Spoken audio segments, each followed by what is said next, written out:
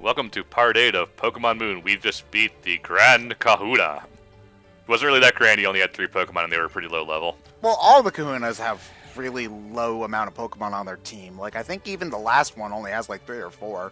Like, I don't really remember.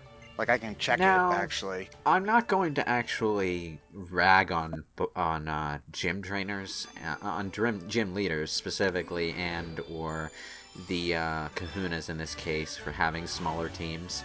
Well, no, the weird thing is that Pokemon Origins explained that for gym leaders. There's no explanation yet for the Kahuna thing. It's like the idea that always stuck in my head since the early games was that they have a specially constructed team that's supposed to pose a very specific challenge to the. Yes, that's how they explained it in Pokemon Origins. Yeah, it's the trainers on the road that get me. Yeah, the last the last Kahuna in the game only has 4 Pokemon. Like, again, like, I don't need, like, the first gym leader to have a full team of 6. Like, there should be a curve. My problem is that there should be a curve in difficulty where, as you go farther in the game, the story important trainers should have more Pokemon. And in in Gen 5 and 6, the gym leaders would never have more than 3 until, like, the Elite 4. And in this game, the Kahunas never have more than 4. And you're not getting Pokemon with 5 Pokemon trainers with 5 Pokemon until like the last Elite Four, like the Elite Four, or like the last very last evil team member. Maybe they gave you the only EXP share in the country. that would make sense because like there's you see, here's the thing, they always like to point out that this is the only Pokedex in the region or whatever and it's super special, but like honestly, if they were the Pokedex should be an app on everyone's phone. At this point, yeah. Yeah. And people do have smartphones in the Pokemon universe. Oh god, I didn't get as far as the Pokemon riding system, so I didn't see this before. You're a goddamn Tokusatsu star. What the fuck? Toro, the ride system is one of the best additions in the game because it combines. Because it gets rid of HMs entirely. It gets rid of HMs and it just makes them so much more convenient because you don't even have to like go into your menu. You literally become the HM. Yeah, like you can. This is something which is weird because ultimately that was kind of the initial plan for HMs. Wait, really? Like very early prototype.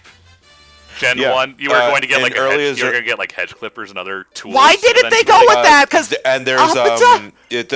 I'm not sure about hedge clippers, but there was a surfboard plan for Gen 1. You see, that angers me because that was my idea for fixing HMs all the way back when I was in frickin' grade school. It's like, okay, we don't learn cut, we just get hedge trippers or like a boat or something. It's just like we don't. What's funny is that they had that idea since Gen 1. Why the hell did it took them until Sun and Moon to finally capitalize? Especially when that's like always everyone's number one complaint gameplay-wise. Yeah, HMs. Especially after Gen 4. No, Gen 4 has like, what, 9 HMs? I think I see why. And you have an HM specifically called the Fog that you only use in one route, but you have to use it because it won't let you pass. I think I see why they didn't do it initially, because they wanted Pokemon to have a unique identity, and having random-ass tools is not a unique identity. It's every other game out there. Well, Here, the ride system, they kind of have the best of both, in the sense that the Pokemon act as tools, but they're still the Pokemon. So, yeah, like, I get that, because you get more of an attachment to your Pokemon. If it's like, oh, my Charmander doesn't just help me in battle, it cuts down trees for me. Which, I mean, I get it, but ultimately, it just results in you needing to waste a slot with, like, a Paris. Yeah, it's a thematically interesting thing that wound up being cumbersome in gameplay design, which unfortunately is a problem with a lot of games from that time period and even the decades following. Where designers didn't necessarily know how to integrate the ideas that they had for the kind of experience they wanted to make for players into an actual gameplay element. Yeah, you see, I mean, granted, like, I think the reason why they didn't change them ever since is because Pokemon typically doesn't like to change too much from generation to generation, or at least like they like to add new stuff. They don't like to change old things very much. Like, I think it wasn't until Gen 6 where they even altered old Pokemon stats a little bit.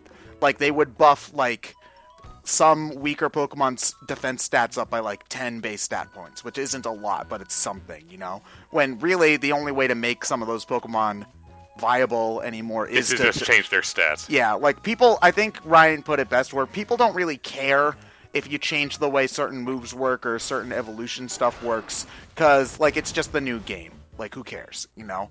Like we I mean, it's like we don't need an explanation as to why Magmar can suddenly evolve. It's because you have to use this. You say that, but there's always going to be a contingent of the Pokemon fan base that really doesn't like having their old stuff changed.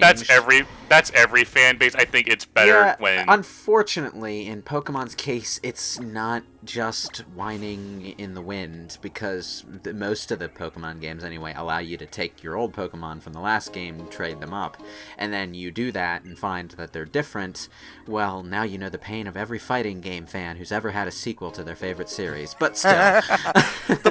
Honestly, it's, you know what, I'm going to talk bad about a fan base, but I really don't care, because the Pokemon fan base is honestly like really, really obnoxious.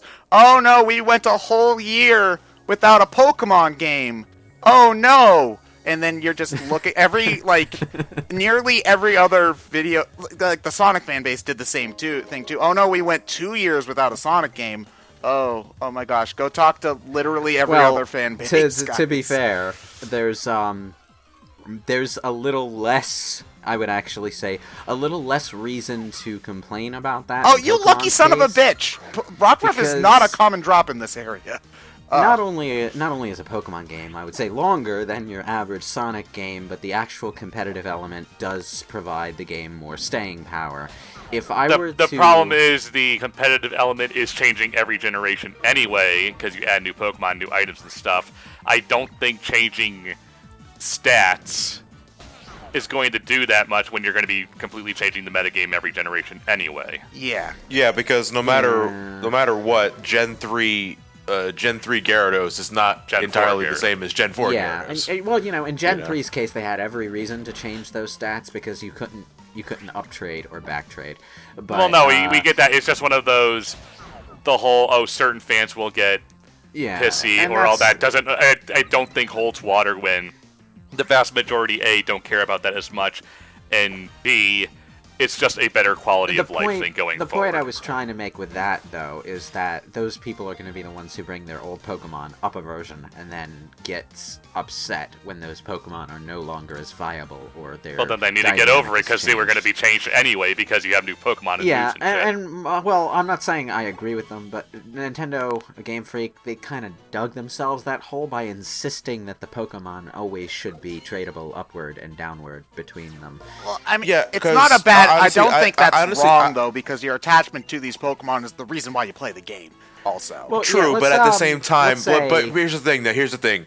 I was never the type of Pokemon player to say... Because, I love Raichu. But I don't go out of my way to trade my Gen 1 Raichu to Gen 2. I just catch a new Pikachu and make it a Raichu. Yeah, and that's, like, every single generation, I do that. I never bring an old one back That's one thing, but just providing the function provides the game with a logistical hurdle that you need to overcome if you're going to change stats. That logistical hurdle being, what happens when a Pokemon changes between versions? Does its do the stats of that Pokemon alter to reflect the game? That's an understandable thing. It's just a matter of... I think that's something that's worthwhile trying to figure out because you're just making a better quality of life. But it's not as easy a question to answer as it probably should be. The say you have a Pikachu, just to go for the easy example, and the Pikachu has what's Pikachu's worst stat? Probably defense. Okay, so its defense is crap in version C, and you're trading it up from C to D to E, or whatever the Pokemon Bank allows you to do nowadays. It's a lot more convenient now. But a Q.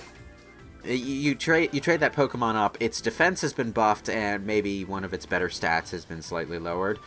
So what happens to those stats? Does the Pikachu that you just sent over keep its old stats in order to remain consistent? So it doesn't benefit from the buffs and debuffs? Okay, so we actually do have an instance of this happening because, again, Pokemon stats have been buffed before. The Pokemon have an intrinsic base stat total, and so if you've got a Pikachu and its base stats were laid out like something like X in Game C, when it gets brought up to Game D, they will be brought up to Game D's Pikachu base stat total, which might be different. It'll benefit from the base stat changes, but not necessarily the changes to the level curve. Maybe. Yeah, it'll still be like level 16 or whatever level it was. It'll still be level 16, and it'll still have gained the same amount of points per level up. Yes. Sort of. It's weird. It's a little complicated, but the ultimate answer is they've done it before, so... I just think that they should go... What's stopping them from just doing it? Like, you see, that was actually my biggest issue with Mega Evolutions, because these are the sorts of things that are going to balance old Pokemon more, is things like Mega Evolutions and exclusive Z moves. My issue is that Mega Evolutions are these new super flashy evolutions for Pokemon, and it's like, okay, these are new forms for old Pokemon that could make some previously not viable Pokemon potentially viable, and there are some Mega Evolutions that do that, like Mega Beedrill, Mega Mawile, Mega Audino, stuff like that. But then, you also have to give Mega Evolutions to the popular Pokemon, so, like, Pokemon who don't really need it, like, say, Garchomp or whatever, are still going to get them. Garchomp's Mega Evolution actually makes him worse. Yeah, it's just one of those things where the Pokemon that should be... Well, at that point, that's more of a Nega evolution, I guess. The Pokemon that should be getting Mega Evolutions are Pokemon like Dunsparce or Stantler or like I would love to see Dunsparce Mega Evolution. So where did these two come from? One of them they is were just standing like, here. Forest Dryad, and the other, what is she? Oh, Olivia. She's got them hits. I can't lie, man. Olivia is the Japanese stereotype of the hot woman who can't get a date. Is basically it. So she's Ulala. Okay. Because there's that's like one of the big jokes is that like she can't get a date. Yeah, like I think it's one of the, like, in the town there are these two NPCs talking and they're like, oh, the jewels from Olivia's shop are sure to get you a boyfriend, and then the other person's like, but Olivia doesn't have a boyfriend. And I think if you explore her room, I think Olivia's full of shit. If you explore her room, there are these Pokemon dolls, and if the character will remark, these are those Pokemon dolls that are super popular with single women, specifically single. Ryan, oh wait. Ryan, do you go into all the people's beds?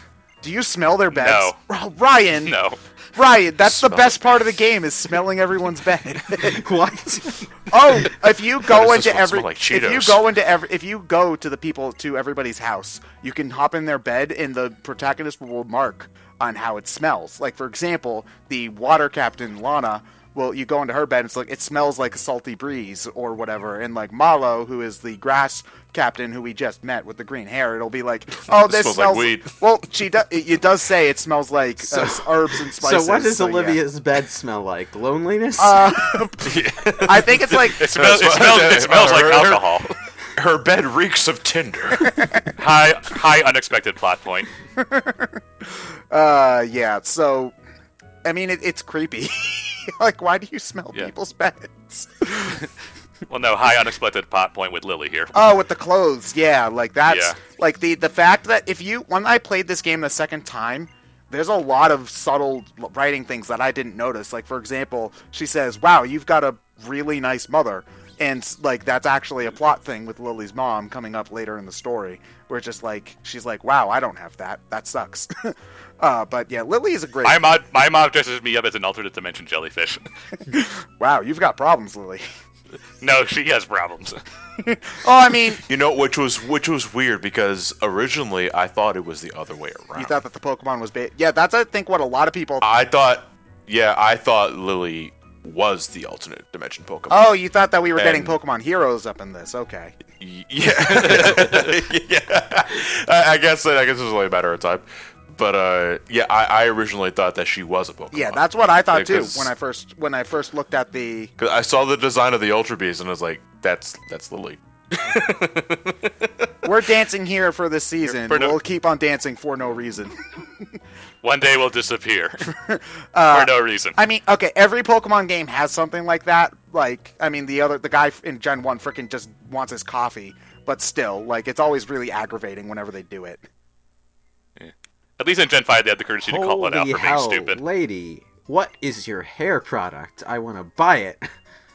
Now, these are X and Y characters. Yes, they are, actually. They're like the only things resembling somewhat interesting characters in X and Y. but they take away their... Is Pokemon trying to do that thing that the Trails games do, where they have this tourist character who shows up in every game? Oh, okay, so in X and Y, these two are the professor's assistants, I think. And they also, moonlight as superheroes as well. They also explain, like, the fairy type and stuff. Yeah. So they're just sunglasses. They're here because Pokemon Z never happened. Is basically what's going on. So along with the whole Zygarde thing. Yeah. So Pokemon X and Y have Xerneas and Yveltal as the version mascots, and they were probably at some point planning on doing version Z or X and Y 2, where Zygarde would be a thing. But they never did that because X and Y sucked. Yeah, so they're like, oh shit, we've got this legendary Pokemon that we have no idea what to do with now. So they just put Zygarde cells in Sun and Moon now, and that's really. Are you even bothering getting those in this, Ryan? No. Okay, so. They're the blue coins. Kind of, yeah. They drove Derek to madness. So basically, it still amuses the fuck out of me though that one of the legendary Pokemon for that generation was just a bird made of bacon. At least it looks like it was a bird made of bacon. Hey, well, there's the snake that looks like it's put through a paper shredder. So you know. I mean the mythical reindeer thing looks really majestic and is a really cool design. The bird made of bacon, I don't get it. Well, I know that Xerneas, which is the deer, that's based off of an actual Japanese mythical thing. Yeah, it's based off of the same deer thing from Princess Mononoke. Yeah, so yes. I don't know if Yveltal was just based off of a generic-ass wyvern or whatever, or if it had something more special or whatnot, but... They just needed something that was shaped like a Y. Basically, yeah. Yeah, so basically what happens in this game now is that... I don't remember if you get the Zygarde Cube here or later. Is it here? Who cares? Yeah, but eventually little sparkly things will start appearing on the roots, and you grab them and you put them into your Zygarde Cube, and eventually you can put all the cells you find into a machine and make the legendary Pokemon. Here's the thing, not only are they really hard to spot because they're just these slight little sparkles, they can appear on different routes during different times of day. So you have to explore every route in the game twice. Once during day and once during night, and getting all 100 of them is... aggravating. As Derek would know. It's aggravating. They replaced this with... Zygarde isn't even that good to begin with. Yeah, so they replaced this with totem stickers in Ultra Sun and Ultra Moon, which are just easier to spot. The reward is better. It's better. Zygarde sucks.